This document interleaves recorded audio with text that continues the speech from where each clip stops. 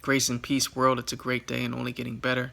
This is John Price III with JP3 Consulting, your coach, your calling, your purpose in Christ. And for this episode of Manhood Monday, just wanted to share with you all about something you probably heard, which was, especially if you follow the NFL, about the sudden retirement of Indianapolis Colts quarterback Andrew Luck. And so this news, which just dropped this past weekend, came as a total shock, to anyone who follows football, just because, Andrew was a promising young player, on pace to be one of the all-time greats at the quarterback position, and, doing really big things.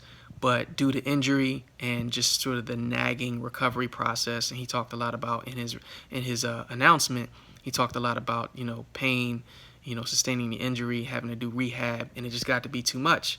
And he said, you know what, I'm done. And part of the shock, just for everyone, from the outside looking in, was just because it seemed like, he, other than the injuries, he's really living that life. Like, he's got the money, the fortune, the fame, the fans, the whole nine. And you would think that, like, most people going through that would say, it's a dogfight, but I'm not going to quit the game. I'm just maybe going to take some time off, or whatever the case might be. But he said, this isn't the life I want to live. And so that begs the question I think we all have to think about, and the answer for ourselves, which is, what am I in this for? If you think about the time that you've been given, the life that you've been given, the opportunities that you're given, what are you in that for? Can you honestly say that you live each day with purpose and a commitment and a drive to fulfill the purpose that God gave you? And if not, be encouraged to make that change, because there's some high stakes that are there.